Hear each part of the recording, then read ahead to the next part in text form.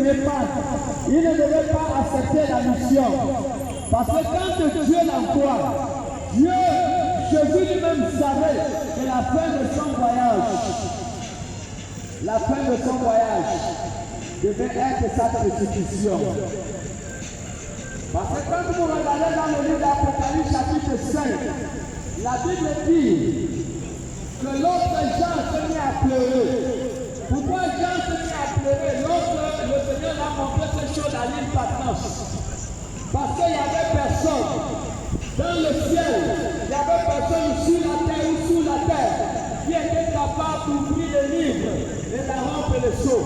Donc cela veut dire qu'au fait, il n'y avait personne qu'on puisse envoyer à cette mission dangereuse. Parce que la fin de cette mission, la personne qui devait être envoyée à cette mission devait laisser sa vie. Voilà pourquoi quand Jean a regardé dans l'Apocalypse 5, il a regardé dans le ciel, il a vu personne dans le ciel, sur la terre ou sous la terre qui était capable d'accepter cette mission. Mais la Bible dit que le rejetant million de la tribu de Judas, il s'est porté garant, il s'est porté candidat de venir pour accomplir cette mission. Vous pensez aussi, si quelque part, Dieu ne nous aimait pas, si quelque part Jésus ne nous aimait pas, Jésus n'aurait pas accepté cette terrible mission. Parce que Jésus savait qu'à la fin de cette mission, il devait laisser sa vie.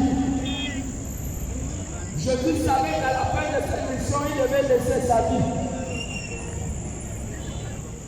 Alors mon frère, ma soeur, quelle récompense pouvons-nous faire à cette personne qui nous a aimés? Il nous a aimés. Il a accepté de venir accomplir cette terrible mission. Il a accepté de venir accomplir cette mission dangereuse parce qu'il savait que sa vie devait rester à la fin de cette mission. Il nous a aimés, mon frère, ma soeur.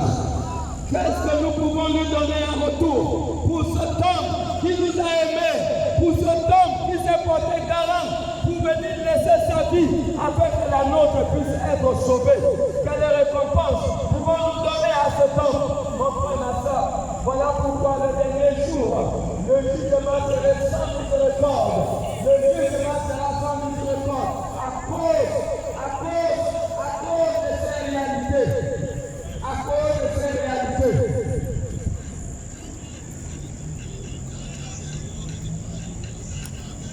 La Bible dit que Dieu nous a aimés et qu'il a donné son Fils. Il a donné Jésus que nous mourir sur la croix. Afin que quiconque croit en lui ne périsse point. Afin que quiconque croit en lui ne périsse point. Alors mon frère, ma soeur, ce ne sont pas des histoires. Dieu savait qu'il devait avoir beaucoup de inquiétudes. Cette parole dans Jean 3,16, ce n'est pas la parole d'un homme, mais c'est la parole du Créateur qui a délégué son Fils. Et lorsqu'il a envoyé son Fils, il a dit un peu que tout le monde croit en lui ne périsse point. Alors, et pour vous aujourd'hui, c'est là pour les histoires. Mais, mon frère, ma soeur, devant nous avons un choix à faire. Ouais, devant toute porte du destiné, il y a un choix à faire. Il y a le choix à faire. Mais nous savons ce soir que les Écritures nous disent afin que quiconque croit en lui ne périsse point. Afin que quiconque croit en lui ne périsse point. Alors tu as le choix. Si c'est de livrer ta vie à la destruction, si tu veux que ta vie soit exposée à la menace terrestre, ta vie, si tu veux que ta vie soit exposée aux puissances de ténèbres, à la destruction, les Écritures sont claires, afin que quiconque croit en lui ne périsse point. Alors mon frère, si tu mènes ta vie sans reconnaître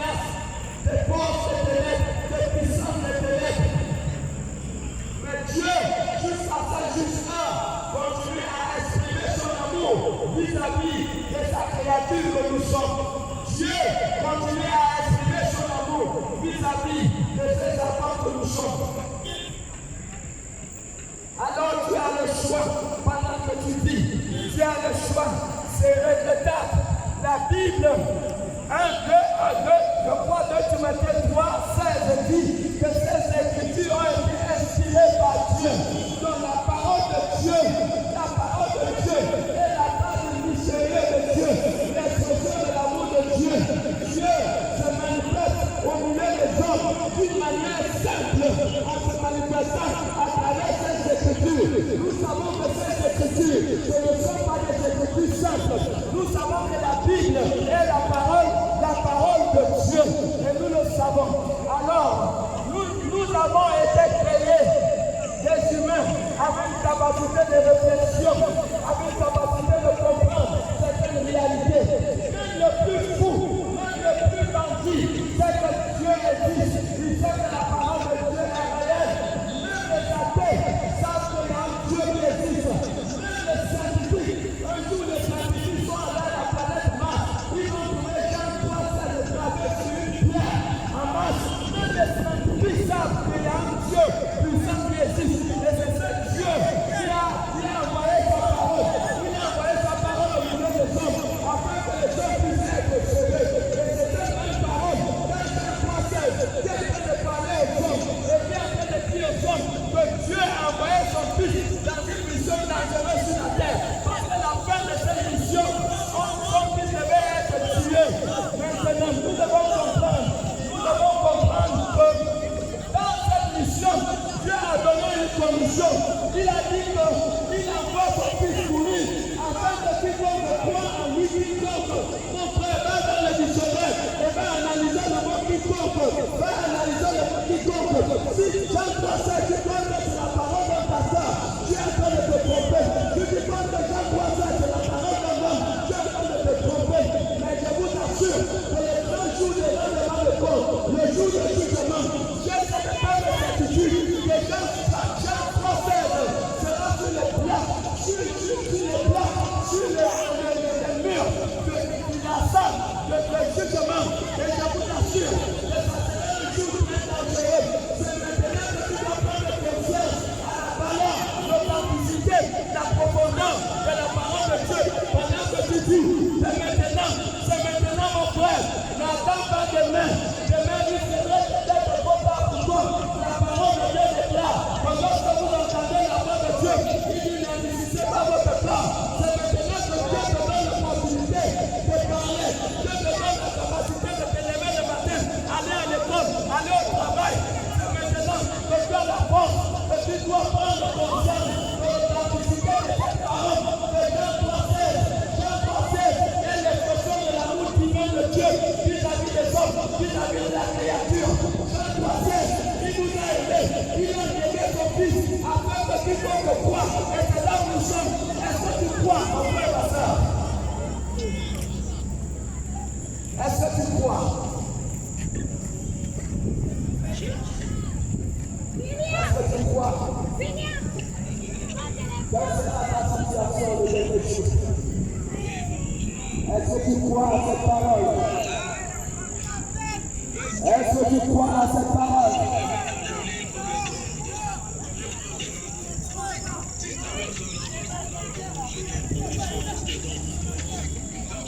Merci pour ceux qui ne croient pas. Mais tout ce que nous faisons est à rejeter. Le jour que tu meurs, tu verras le témoin de ta frère.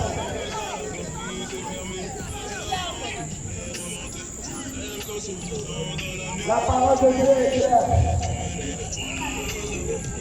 La parole de Dieu est authentique. C'est maintenant, mon ami. Il faut croire à ces choses. C'est maintenant.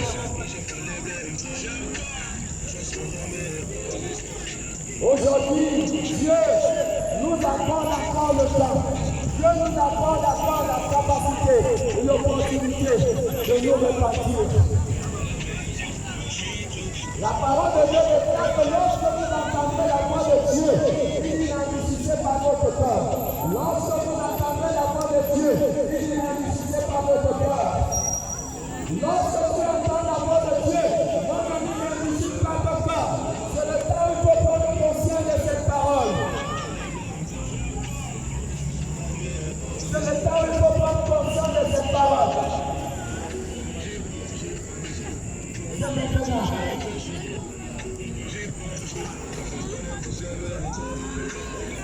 Je ne sais pas quand je serai attendant demain. Je ne sais pas. Bonsoir. Alors tu es en train d'interpeller un homme, tu es en train d'interpeller un jeune, tu es en train d'interpeller une femme. C'est maintenant. Bah, il faut d'abord voir avec le pasteur. Il faut d'abord patienter un peu. Oui.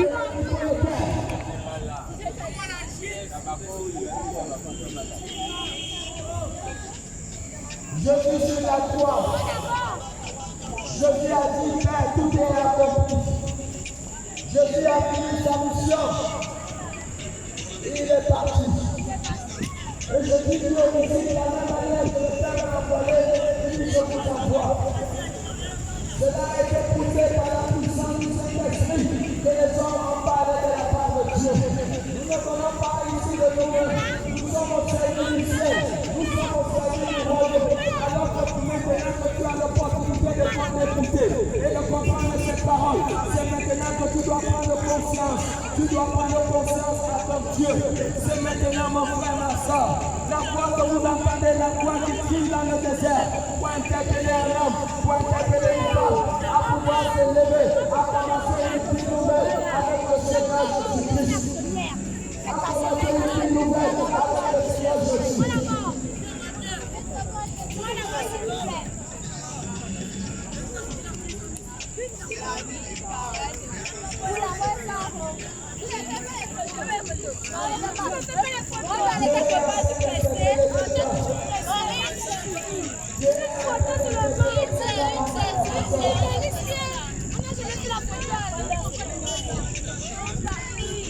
La Bible dit qu'il n'y a pas un nom qui a été donné parmi les hommes par lesquels nous puissions être sauvés, si ce n'est que le nom de Jésus. Il n'y a pas d'autre sauveur, mon frère et ma soeur.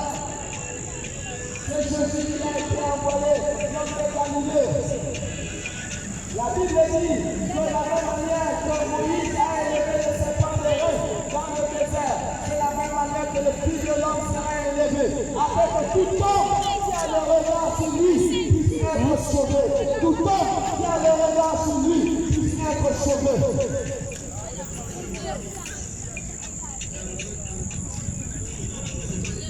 Dieu nous a aimés. Et Dieu est en train d'interpeller quelqu'un. Le Saint-Esprit est en train d'interpeller quelqu'un dans ce lieu.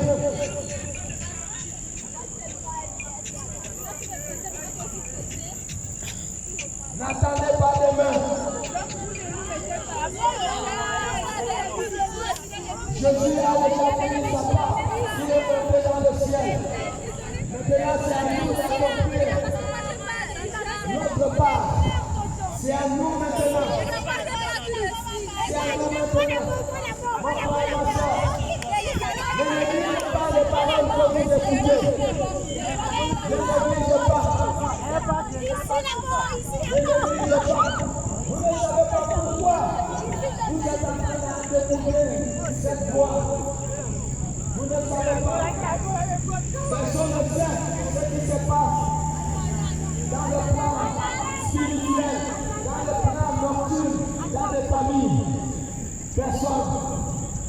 Mais je sais que Dieu est en train d'interpeller quelqu'un dans ce lieu. Dieu est en train d'interpeller quelqu'un.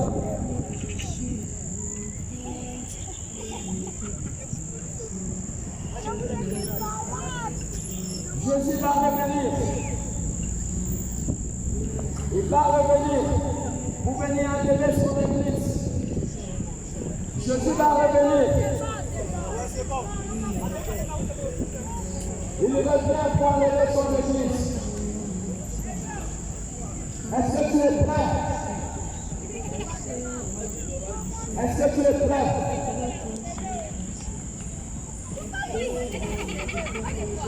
Jésus revient pour enlever son église. Est-ce que tu es prêt?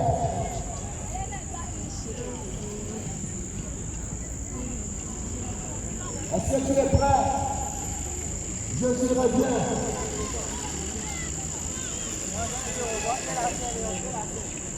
Et nous allons d'abord nous arrêter ici pour cette première partie.